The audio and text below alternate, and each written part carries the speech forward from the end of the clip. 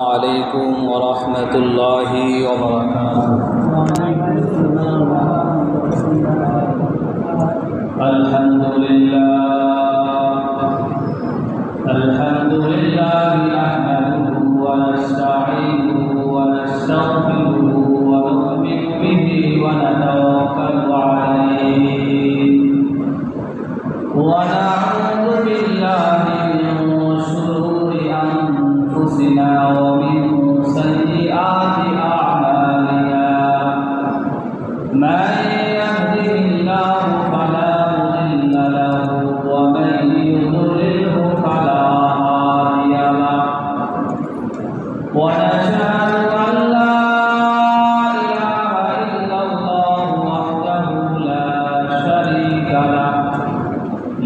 شريك له ولا وزير له ولا نزير له ولا مشير له ولا معين له وصل على سيد الرسل وخاتم الأنبياء المبعوث إلى كافة الناس بشيرا ونذيرا وداعيا إلى الله بإذنه وسراجا منيرا. أما بعد فقد قال الله تعالى في كلامه المجيد وفرقانه الحميد. أعوذ بالله من الشيطان الرجيم. بسم الله الرحمن الرحيم. لقد كان لكم في رسول الله أسوة حسنة لمن كان يرجو الله واليوم الآخر وذكر الله كثيرا.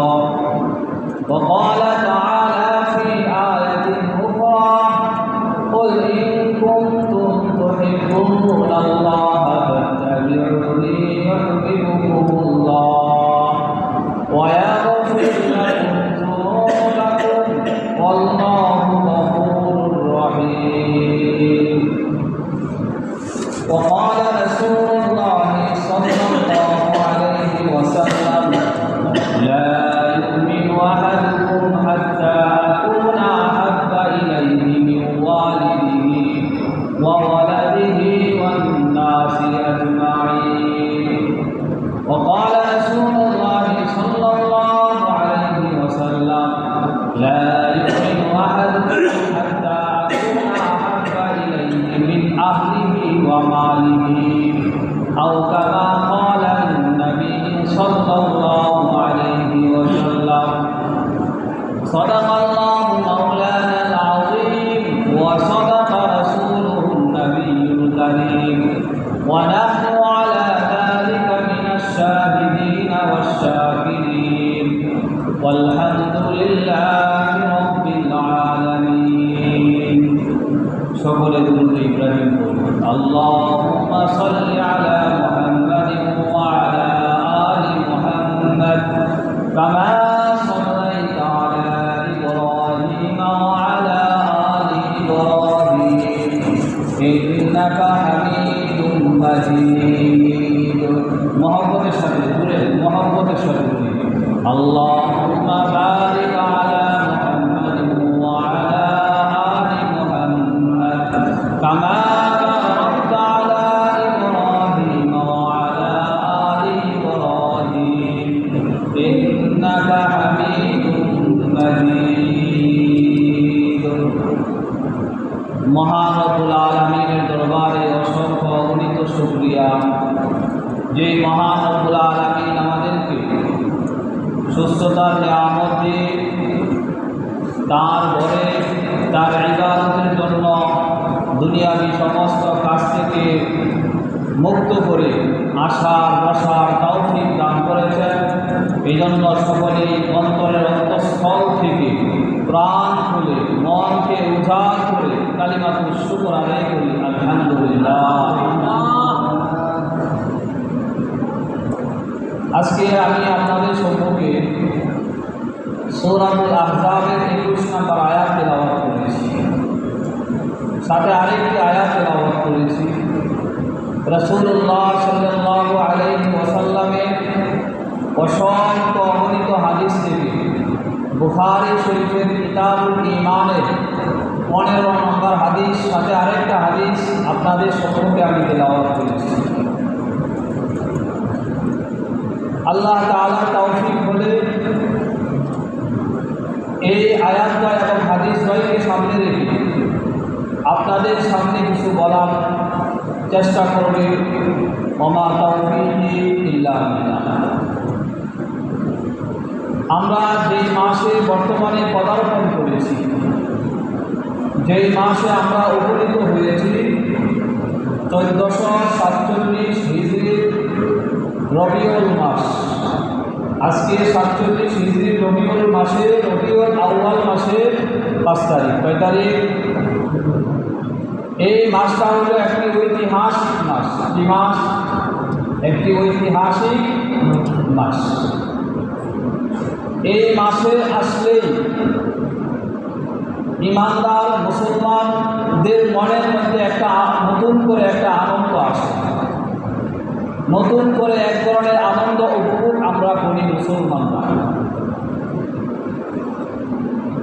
আর এই আনন্দটা হয় রাসূলের ভালোবাসার জন্য, রাসূলের মহব্বতের জন্য।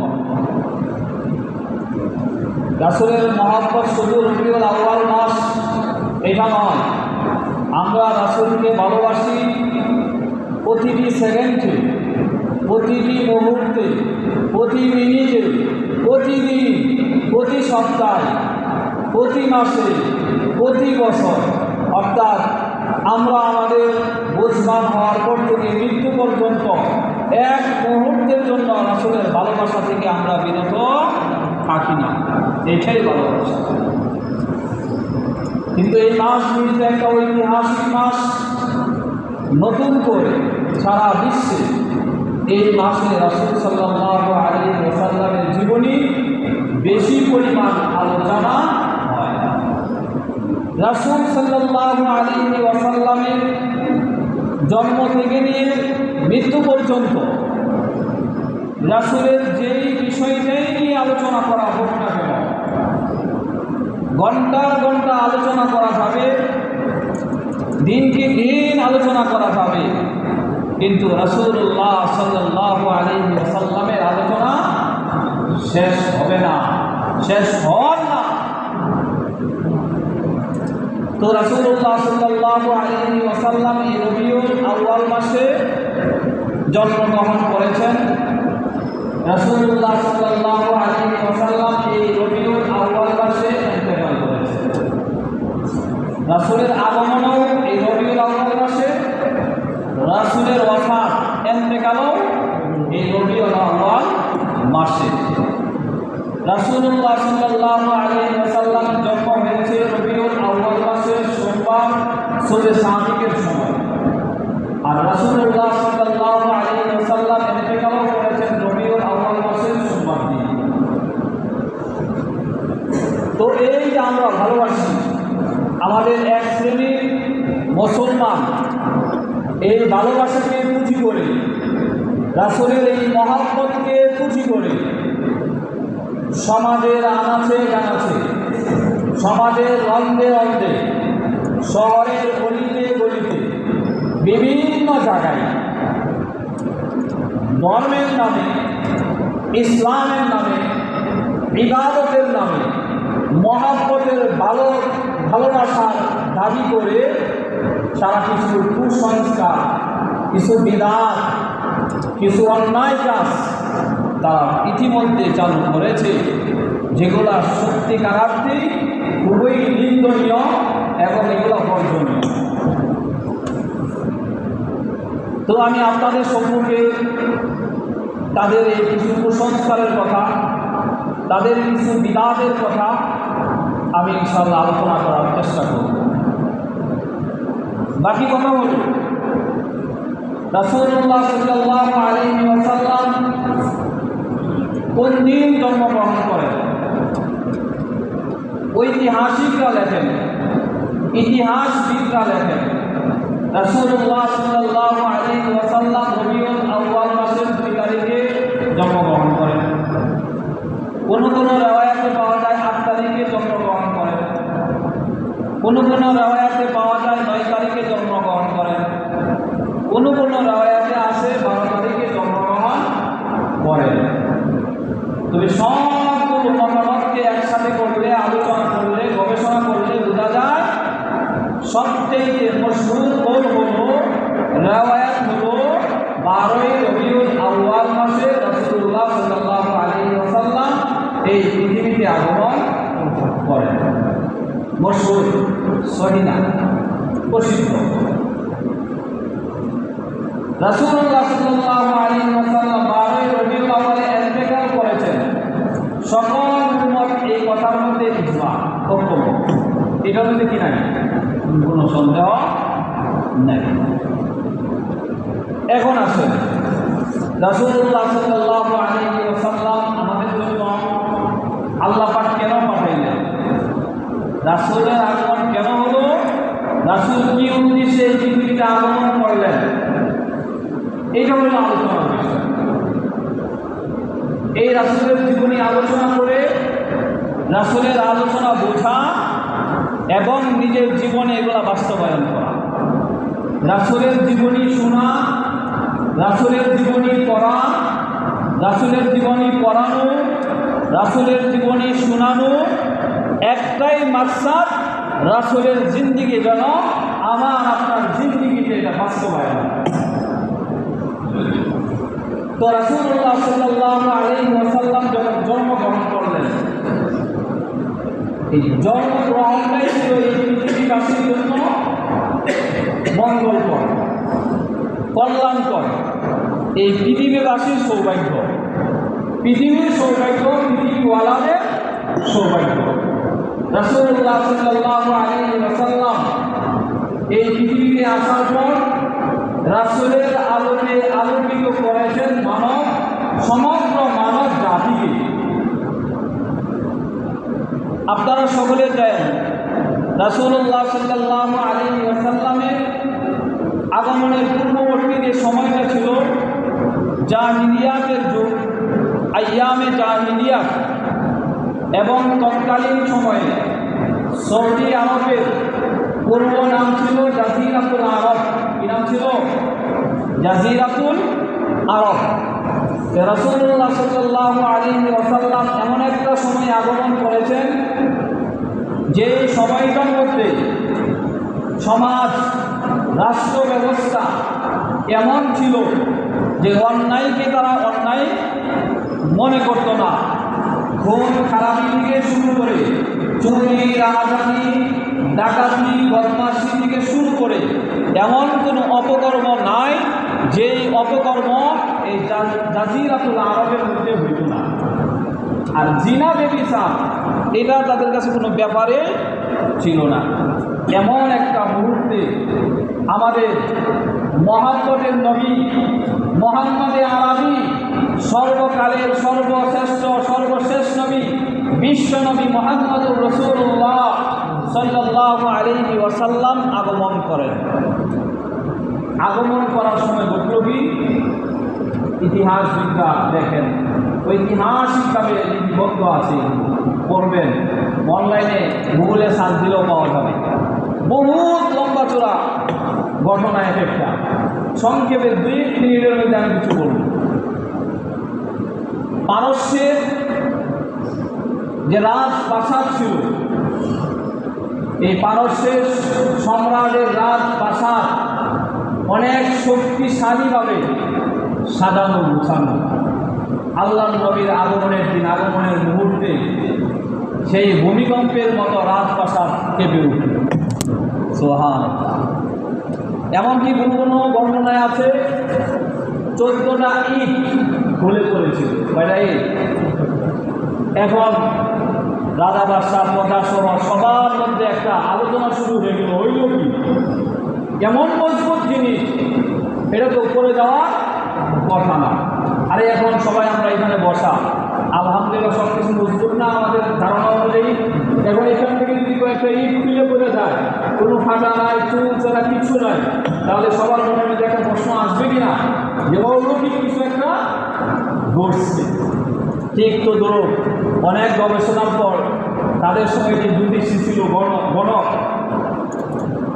ওই তৎকালীন সময়ে বড় বড় গণককে একটা দায়িত্ব না তোলার পরে বললো কি হালত, তখন বললো আরবে সম্ভবত কোনো এক বাহাদুর, কোনো এক প্রভাবশালী ব্যক্তির আজকের আগমন হয়েছে, জন্মগ্রহণ হয়েছে, যিনি একদিন এই পারস্য সম্রাটকে কি করবে, দখল করবে। সুবহানাল্লাহ। এবং সিরিয়ার এক পণ্ডিত তাদের ধারণা অনুযায়ী, তাদের মধ্যে যারা জ্ঞানী, সেও দেখল স্বপ্নে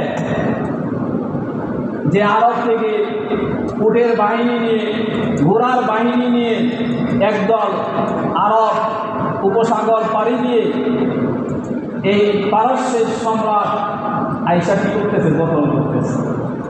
এই ঘটনা একটা, দুইটা, তিনটা, চারটা একসাথে যখন মিলা শুরু হইল, সবার মাথা গরম। এবং আপনারা জানেন এই পারসিকরা, পারস্যের অধিবাসীরা, তারা হাজার বছর আগ থেকে একটা বিশাল অগ্নি জ্বালাইয়া, একটি অগ্নিকুণ্ড বানাইয়া তারা নিয়মিত এটাকে কী করে, পূজা করে। হাজার বছর আগে থেকে এই পূজা শুরু করেছে। এক মুহূর্তের জন্য কোনোদিন এই পারস্যের সেই অগ্নিকুণ্ড এক মুহূর্তের জন্য নিবে না। জ্বলছে তো চলছে, জ্বলছে তো চলছেই, তাদের পূজা চলছে তো চলছেই। কিন্তু আল্লাহ রসুলের আগমন যখন হইল, সাথে সাথে এই অগ্নিকুণ্ড নিবে। এবং পারস্যের উপসাগর, তার উল্লেখযোগ্য যে কাজগুলো করত, পারস্যের উপসাগরে তাদের রসুল রীতিনীতি অনুযায়ী তারা এই উপসাগরে উলঙ্গ অবস্থায় গিয়ে সবাই গোসল করত। আর তাদের আকীদা বিশ্বাস ছিল, যদি উলঙ্গ অবস্থায় গিয়ে উপসাগরে কী করে, তারা গোসল করে, তাদের গুনারাশি, পাপ রাশি সব মাফ হয়ে যাবে। আল্লাহ তাআলার এই দুস্থ আল্লাহর হাবিব যখন আগমন ঘটল, সাথে সাথে ওই নদী শুকায় গেল। তো রাসূল তো আসছেনই একত্ববাদের দাওয়াত দেওয়ার জন্য, তাওহীদের দাওয়াত দেওয়ার জন্য, শিরককে মূলোৎপাটন করার জন্য, শিরককে দূর করার জন্য, অন্ধকার দূর করে আলো আনার জন্য, অন্ধকার যুগকে নিশ্চিহ্ন করে দেওয়ার জন্য। কথা ঠিক না ঠিক? তো রাসূলের আগমনের সাথে সাথেই এই বহু ঘটনা ঘটা শুরু হয়ে গেল। বাস্তবে তো এই তারা যা মনে করেছে এবং যা ফায়সালা করেছে ওইটাই হয়েছে, ভবিষ্যতে এটাই হয়েছে। তো রাসূলুল্লাহ সাল্লাল্লাহু আলাইহি ওয়াসাল্লাম আগমন আমাদের জন্য রহমত, আমাদের জন্য বরকত। কারণ এই রাসূলুল্লাহ সাল্লাল্লাহু আলাইহি ওয়াসাল্লামের জন্যই তো সব। আজকে আমার অস্তিত্ব তার জন্য, এই রাসূলের জন্যই তো আজকের এই পৃথিবী, আজকের এই আসমান, আজকের এই জমিন, আরে সব কিছুই তো তার জন্যই। আর তার উসিলায় আমরা পেয়েছি। এই জন্য আমাদের করণীয় হলো, আমাদের কর্তব্য হলো রাসূলের জন্য এক নাম্বার রাসূলের উপর ঈমান আনা। কি আনা? রাসূলের উপর ঈমান আনা। দুই নাম্বার রাসূলের অনুসরণ করা। কি করা? অনুকরণ করা। অনুসরণ আর ভালোবাসার মধ্যে আসমান জমিন পার্থক্য। এক নাম্বার রাসূলের উপর ঈমান আনবো, দুই নাম্বার রাসূলের অনুকরণ করব, তিন নাম্বার রাসূলুল্লাহ সাল্লাল্লাহু আলাইহি ওয়াসাল্লাম আমাদের জন্য যে দ্বীন আনেছেন, দ্বীন নিয়ে আসছেন, সেই দ্বীনের সাহায্য সহযোগিতা করা। চার নাম্বার রাসূলের প্রতি 100% শ্রদ্ধা ভক্তি রাখা। পাঁচ নাম্বার রাসূলকে ভালোবাসা। এটা হলো এই উম্মতে মুহাম্মদীর দায়িত্ব কর্তব্য। মনে থাকবে তো ইনশাআল্লাহ? আবার বললাম, 1 নাম্বার রাসূলের উপর কি আনা? ঈমান আনা। নাম্বার 2 রাসূলের অনুকরণ করা। নাম্বার 3 রাসূলের আনিত দ্বীনের উপর চলা, দ্বীনকে সাহায্য সহযোগিতা করা। নাম্বার 4 রাসূলের প্রতি 100% শ্রদ্ধা ভক্তি রাখা। নাম্বার 5 রাসূলেরকে ভালোবাসা। এখন আপনাদেরকে আমি প্রশ্ন করি, যারা সপ্তাহে একদিন নামাজ পড়ে তারা আল্লাহর ইবাদত বন্দেগী বেশি করে, না যারা 5 ওয়াক্ত নামাজ মসজিদে আইসা করে তারা আল্লাহর ইবাদত বেশি করে? একটু উত্তর দেই। যারা মাসে একদিন আসে তারা বেশি ইবাদত করে, আল্লাহর মহত্ব বরত্বর ভালোবাসা, আল্লাহর ভালোবাসা তার অন্তরে বেশি, না যে ডেলি নামাজ পড়ে তার অন্তরে বেশি? যে বৎসরে একদিন, 2 ঈদে 2 দিন শুধু নামাজ পড়ে, ওই ব্যক্তির অন্তরে আল্লাহর ভালোবাসা বেশি, না যে প্রতিদিন আল্লাহর ইবাদত বন্দেগী করে তার অন্তরে আল্লাহর ভালোবাসা মহব্বত বেশি? কথা বলেন, কার বেশি? যে প্রতিদিন নিয়মিত আল্লাহর ভালোবাসা প্রদর্শন করে, আল্লাহর বরত্বের জানান দেয়। এখন আসেন, যারা বৎসরে 1 মাস রবিউল আউয়াল আসলে রাসূলের উপর দরুদ পড়ার জন্য, মিলাদ পড়ার জন্য পাগল হয়, তাদের মহব্বত ভালোবাসা আল্লাহ, তাদের অন্তরে আল্লাহ নবীর মহব্বত বেশি, না যারা প্রতিদিন প্রতি অক্ত প্রতি মুহূর্ত প্রতিনিয়ত রসুলের উপর দরুদ পড়ে, রসুলের ভালোবাসা জানান দেয়, রাসূলের মহব্বত রাখে, তাদের অন্তরে ভালোবাসা বেশি? বলেন। এক শ্রেণীর মানুষ, তারা রবিউল আউয়াল আসলে রাসূলের মহব্বত দেখায়, রবিউল আউয়াল চলে গেলে আর ভালোবাসার খবর নাই। এই ভালোবাসা হইল খিচুড়ির ভালোবাসা, এই ভালোবাসা বিরানের ভালোবাসা, এই ভালোবাসা মিষ্টির ভালোবাসা।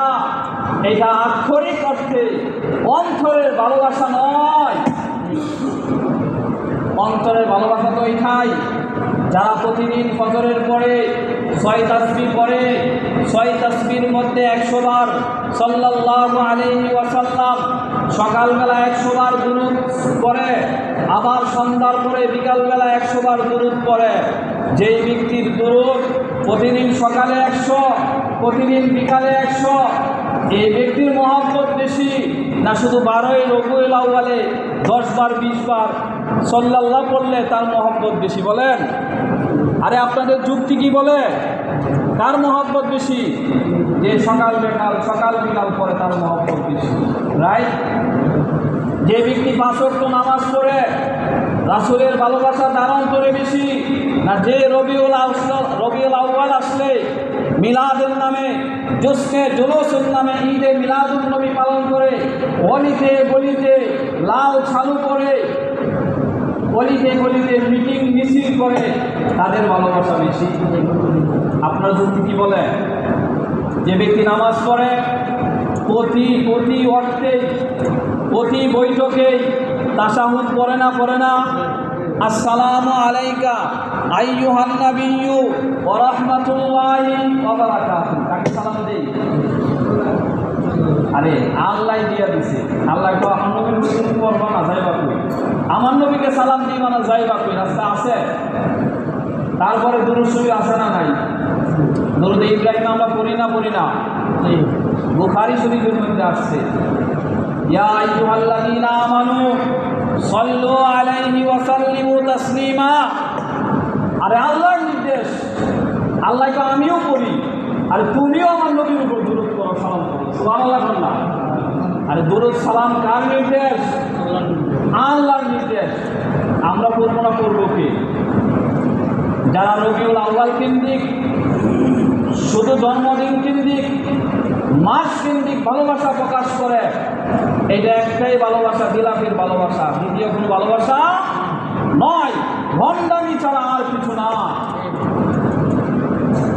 যদি বলেন রাসূলকে ভালোবাসো, জি রাসূলকে ভালোবাসি, কিন্তু তোমার চুল বলে না তোমার রাসূলের ভালোবাসা তোমার মধ্যে আছে, তোমার দাড়ি বলে না তোমার প্রতি রাসূলের ভালোবাসা আছে, তোমার পোশাক বলে না তোমার অন্তরে রাসূলের ভালোবাসা আছে। তোমার চাল চলন ওটা বসাই বোঝা যায় না তোমার অন্তরের মধ্যে ভালোবাসা আছে।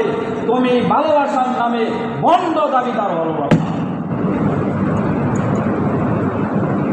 দেখবেন 12ই রবিউল আউয়াল আসছে, প্যান্ট শার্ট পইরা গান চুটতে হিরুঞ্চি গলিতে যত আছে সব মিছিলের মধ্যে আছে। দাড়ি নাই, মুছ নাই, টুপি নাই। সবচেয়ে বড় কথা হইল আসরের রক্ত চলে যায়, মাগরিবের রক্ত চলে যায়। জোসনে জোরস ঈদে মিলাদুন নামে যে ভণ্ডামি সমাজের অন্ধে অন্ধে গলিতে শহরে চড়ায়, আসর গেল কই, মাগরিব গেল কই, আছে কিসের ভালোবাসা, কিসের মহব্বত? এটার নাম ভালোবাসা নয়। বুঝেন, বোঝার চেষ্টা করেন। এই জন্য আমরা রাসূলের ভালোবাসা প্রকাশ করব প্রতিনিয়ত, রাসূলের মহব্বত প্রকাশ করব প্রতিক্ষণ, প্রতিটা মুহূর্তে, প্রতিটা সময়ে রাসূলের মহব্বত আমাদের সাথে থাকবে। রাসূলের মহব্বত থাকবে আমার 3.5 হাত বডির মধ্যে। রাসূলের মহব্বত থাকবে আমার প্রত্যেকটা জীবনের কর্মে কর্মে, আমার প্রতিটি কর্মে, প্রতিটি কাজে থাকবে রাসূলুল্লাহ সাল্লাল্লাহু আলাইহি ওয়াসাল্লামের আদর্শ। তাহলে না আপনার মনের মধ্যে, হৃদয়ের মধ্যে আল্লাহ রাসূলের মহব্বত ভালোবাসা আছে, এটা বাস্তব একজন দাবিদার, একজন আশিক রাসূল আপনি দাবি করতে পারবেন। আর বর্তমান জামানায় যারা একদিন রবিউল আউয়াল কেন্দ্রিক ভালোবাসা জাহির করে, মাস কেন্দ্রিক ভালোবাসা জাহির করে, শুধু একদিন দিনব্যাপী ভালোবাসা জাহির করে, তারা দাবি করে আমরা হইলাম সুন্নি মুসলমান, আমরা হইলাম আশিকে রাসূল, ভণ্ড আশিকে রাসূল। আর যারা প্রতিনিয়ত সকালবেলা 100 বার দুরূদ পড়ে, বিকালবেলা 100 বার দুরূদ পড়ে, প্রতিদিন হাদিস পড়াইতে গিয়ে শতবার, হাজার বার ক্বালা রাসূলুল্লাহ সাল্লাল্লাহু আলাইহি ওয়াসাল্লাম যখন পড়া, তখন বারবার সমস্বরে হাজারো ছাত্র সাল্লাল্লাহু আলাইহি ওয়াসাল্লাম পড়ে। প্রতিনিয়ত প্রতি মুহূর্তে, প্রতি সময় যারা মহব্বতের দাবি নিয়ে, যারা মহব্বতের সাথে দুরূদ পড়ে, যারা নামাজে দুরূদ পড়ে, নামাজের বাহিরে দুরূদ পড়ে, আযানের সময় দুরূদ পড়ে, এই দুরূদ নিয়ে যারা থাকে তাদেরকে বলে ওয়াহাবি। নাউযুবিল্লাহি মিন যালিক। আসুন, আল্লাহ রাসূল সাল্লাল্লাহু আলাইহি ওয়াসাল্লাম ফরমান, খায়রু উম্মতি করনি সুম্মাল্লাযীনা ইয়ালুনাহুম সুম্মাল্লাযীনা ইয়ালুনাহুম। আপনারা প্রতি জুমায় খুতবায় শুনে থাকেন, বুখারী শরীফের হাদিস। আল্লাহ নবী সাল্লাল্লাহু আলাইহি ওয়াসাল্লাম বলেছেন, 3টা যুগ হইল সর্বশ্রেষ্ঠ যুগ। কয়টা যুগ? 3টা যুগ। একটা হইল আমার যুগ, একটা হইল খায়রু উম্মতি করনি সুম্মাল্লাযীনা ইয়ালুনাহুম, এর পরবর্তী যুগ, এর পরবর্তী যুগ।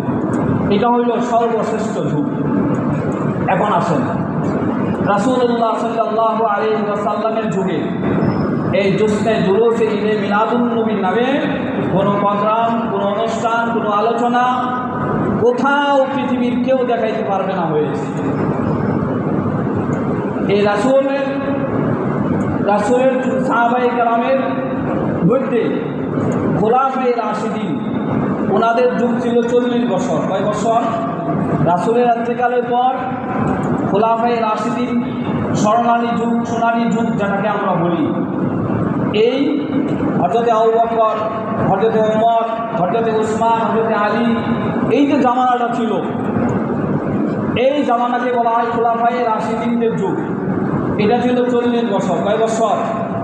এই 40 বছরের মধ্যে রাসূলের এই 12ই রবিউল আউয়াল কেন্দ্রিক কোনো অনুষ্ঠান, কোনো দোয়া, কোনো মাহফিল, কোনো কিছুই হয় নাই।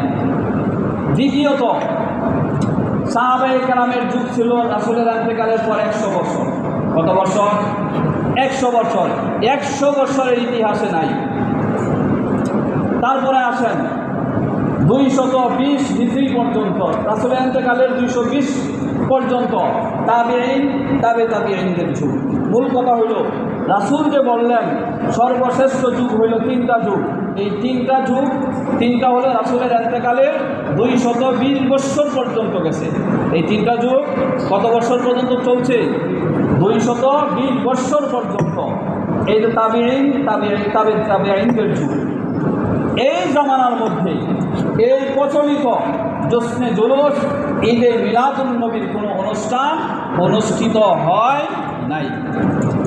আসেন, সারা পৃথিবীর মানুষের মহব্বত যদি এক পাল্লায় রাখা হয়, একজন আদনা সাহাবীর মহব্বত যদি এক পাল্লায় রাখা হয়, রাসূলের প্রতি যেই ভালোবাসা একজন সাহাবীর ছিল, সারা পৃথিবীর বাসীর ভালোবাসা এক পাত্রে রাখলেও একজন সাহাবীর ভালোবাসার তুলনা হবে না। তারা তো একদিন রাসূলের ভালোবাসার দাবি নিয়ে এই কাজ করে নাই। কী কাজ করছে সামনে বলবো ইনশাআল্লাহ। আসেন, এই 220 বছরের মধ্যে অতিবাহিত হয়েছে ইমামে আজম আবু হানিফা রহমতুল্লাহি আলাইহি, ওনার ইন্তেকাল হয়েছে 150 হিজরিতে। ইমাম মালিক রহমতুল্লাহি আলাইহি, ওনার ইন্তেকাল হয়েছে 179 হিজরিতে। ইমাম শাফি রহমতুল্লাহি আলাইহি, ওনার ইন্তেকাল হয়েছে 204 হিজরিতে। ইমাম আহমদ ইবনে হাম্বল রহমতুল্লাহি আলাইহি, ওনার ইন্তেকাল হয়েছে 240 হিজরিতে। তাহলে এই হিজরিকালীন সময়েও এই বড় বড় ইমাম যারা ছিলেন, আমরা যাদের অনুসরণ করি সারা পৃথিবীবাসী, ওনাদের আমলও এই আমল ছিল না। আসেন, তাদের পরবর্তী যে জামানা সেটা হলো মুহাদ্দিসিনদের জামানা। বড় বড় মুহাদ্দিস, বড় বড় হস্তি এই পৃথিবীতে আগমন করেছেন, যাদের নাম আপনারা সবাই জানেন। ইমাম বুখারী রহমতুল্লাহ আলাইহি, যিনি বুখারী শরীফ লিখেছেন, নাম জানেন না? আর শুনেন না? ইমাম বুখারী, ইমাম মুসলিম, ইমাম তিরমিজি, ইমাম আবু দাউদ, ইমাম নাসাই, ইমাম ইবনে মাজাহ রহমতুল্লাহি আলাইহি। এই যে ইমাম সাহেবরা আগমন করলেন, ওনারা 500 হিজরির মধ্যে সবাই ইন্তেকাল করেছেন। ওনাদের আমলও এগুলো ছিল না। কোনো জায়গায় না ঐতিহাসিক, না কোনো ইতিহাসের পাতায় আপনারা দেখাইতে পারবেন না, পাইবেন। যদি পান আমার দেখায়। তারপরে আসেন, আপনারা জানেন সুফি সম্রাট, আর বাংলাদেশের মানুষ তো সুফি ভক্ত অনেক। সুফি সম্রাটদের মধ্যে উল্লেখযোগ্য যারা আমরা কিতাবাদি পড়লে পাই, আবু সুফিয়ান সাউরি রহমতুল্লাহি আলাইহি, হাসান বসরি রহমতুল্লাহি আলাইহি।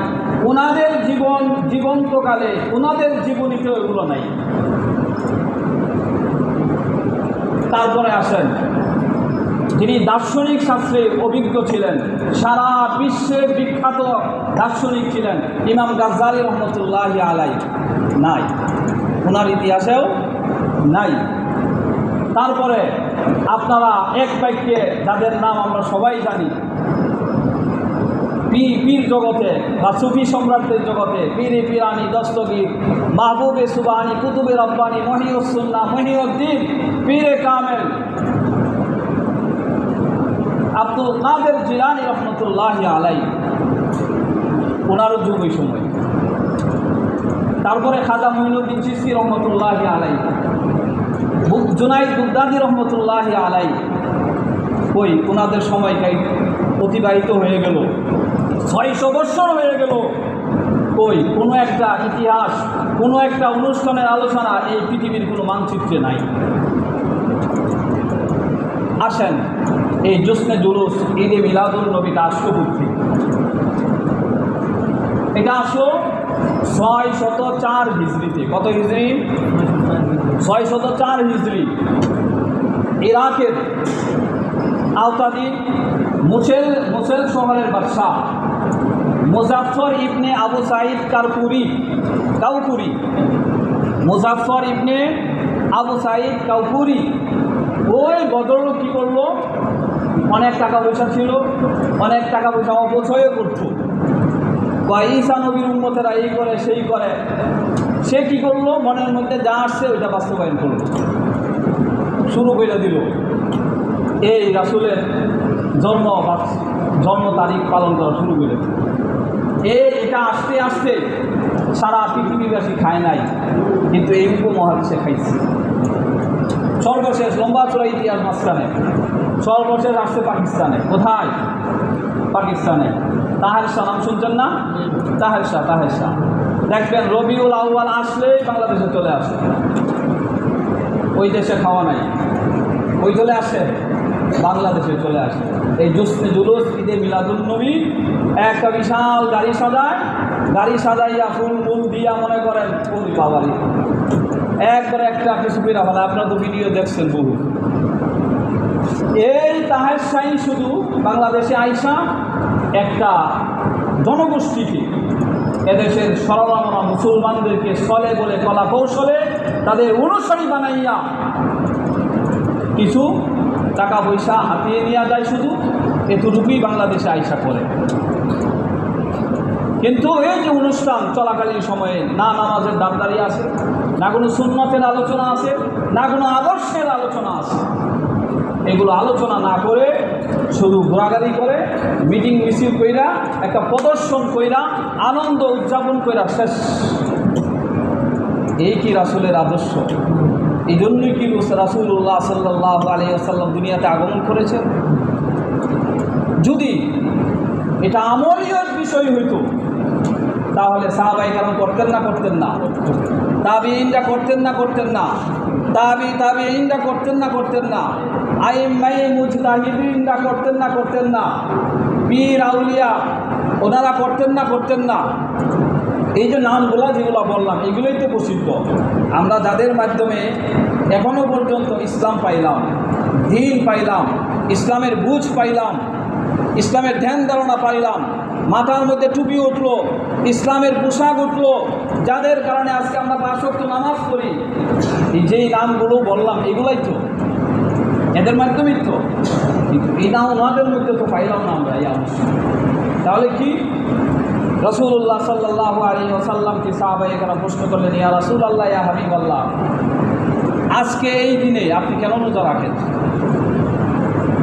সোমবার দিন।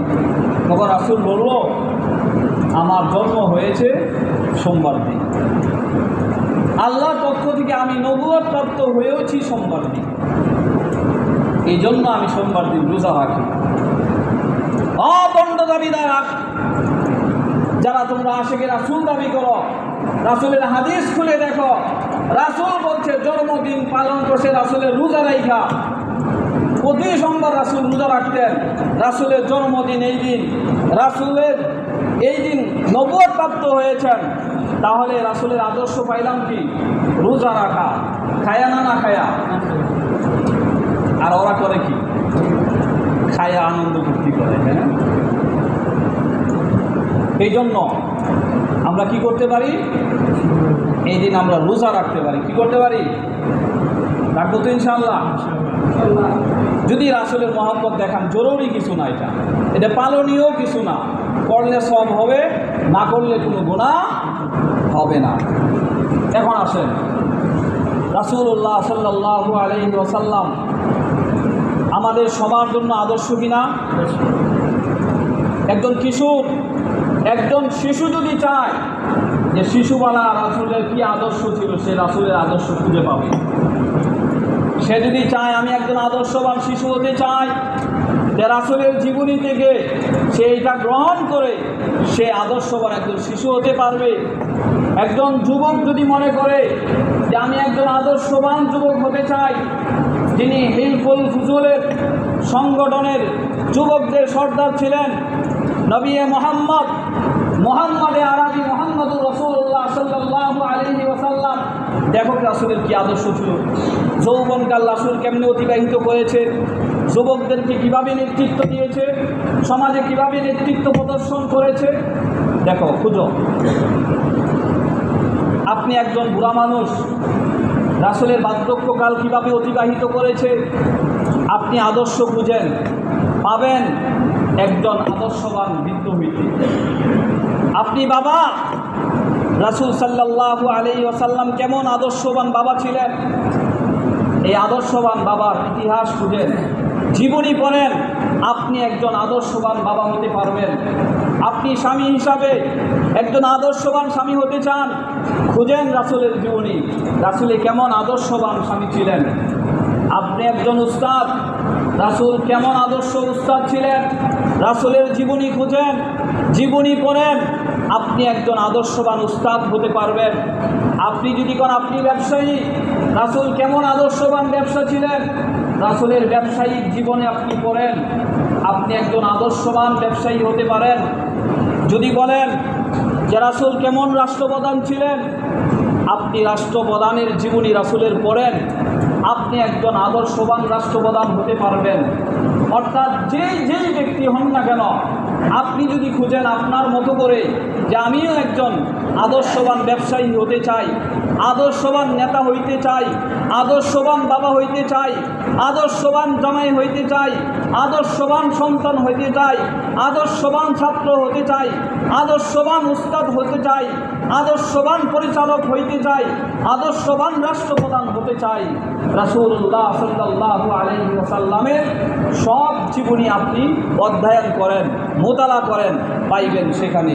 এই আদর্শ গ্রহণ করার জন্যই রাসূলুল্লাহ সাল্লাল্লাহু আলাইহি ওয়াসাল্লাম তার জীবনী, তার জিন্দেগি ব্যয় করেছেন।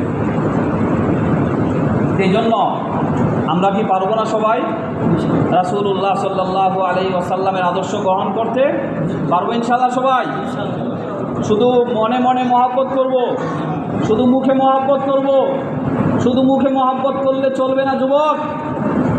তোমারে জিজ্ঞাসা করলে তুমি 100 বলবে আমি রাসূলকে মহব্বত করি, কিন্তু তুমি যদি এখন দাঁড়াও, তোমার চুল বলবে না তুমি মহব্বত করো, তোমার দাড়ি বলবে না তুমি মহব্বত করো, তোমার পোশাক বলবে না তুমি মহব্বত করো, কিসের দাবিদার তুমি মহব্বত করো?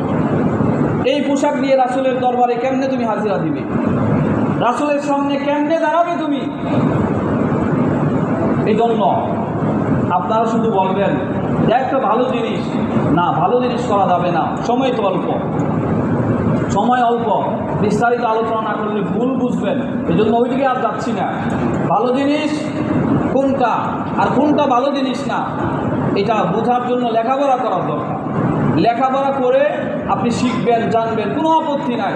যদি না জানেন, না বুঝেন, উলামায়ে কেরাম আছে, উলামায়ে কেরামের কাছে জানবেন, বুঝবেন, এর উপর আমল করবেন ইনশাআল্লাহ, ইনশাআল্লাহ। এই জন্য এই কথাগুলো অন্তত মনে রাখবেন যে জোসনে জুলুস, ঈদে মিলাদুন্নবী যেগুলো পালন করা হয় এগুলো বর্জনীয়। এগুলা কি বর্জনীয়? এগুলো ভণ্ডামি ছাড়া আর কিছুই নাই। শুধু এই মোটা কথাটা মনে রাখবেন যে রাসূল বলছে খায়রু উম্মতি কারনি সুম্মাল্লাযীনা ইয়ালুনাহুম সুম্মাল্লাযীনা ইয়ালুনাহুম, সেই খোলাফায়ে রাশিদুদের 40 বছর, সাহাবায়ে কেরামের 100 বছর, তাবিঈনদের 220 বছর পর্যন্ত এর কোনো আমল ছিল না। তারপরে মুহাদ্দিসিনদের কেরাম যাদের নাম বললাম তাদের সময় কোনো আমল ছিল না। আমাদের বড় বড় 4 মাযহাবের 4 ইমামের সময় কোনো আমল ছিল না। তারপরে আবু সুফিয়ান সাউরি, হাসান বসরির সময় কোনো আমল ছিল না। খাজা মঈনুদ্দিন চিশতির সময় কোনো আমল ছিল না। তারপরে হাসান বসরির সময় কোনো আমল ছিল না। এগুলো মনে রাখবেন যে তারা যেহেতু বড়, তাদের সময় যেহেতু এর কোনো আমল ছিল না, এর সাথে আমাদের কোনো সম্পর্ক নাই। যদি আমার কোনো আপনজন, প্রিয়জন, কোনো মুহিব্বিন, কোনো কাছের লোক এটা বলে, আমরা বুঝাইয়া বলবো যে এটা রাসূলের আমলে ছিল না, এটা আমরা করব না। সাহাবায়ে কেরাম এটা করে না, আমরা করব না। তাবিঈনরা করে নাই, আমরা করব না। উলামায়ে দ্বীন, মুহাদ্দিসিনে কেরাম এটা করে নাই, আমরা এটা করব না। সুফি সম্রাটরা এটা করে নাই, আমরা এটা করব না ইনশাআল্লাহ। আল্লাহ পাক রব্বুল আলামিন যেই কথাগুলো বললাম, রাসূলের আদর্শ বুকে ধারণ করে আমাদের ব্যক্তি জীবন থেকে শুরু করে রাষ্ট্রীয় জীবন পর্যন্ত প্রত্যেক সেক্টরে রাসূলের অনুসরণ, অনুকরণ করে রাসূলের মহব্বত নিয়ে আমাদেরকে চলার তৌফিক দান করুন। ওমা আলাইনা ইল্লাল বালাগ। যারা সুন্নত করি নাই কাবলা জুমা সাহেবের সুন্নত করি।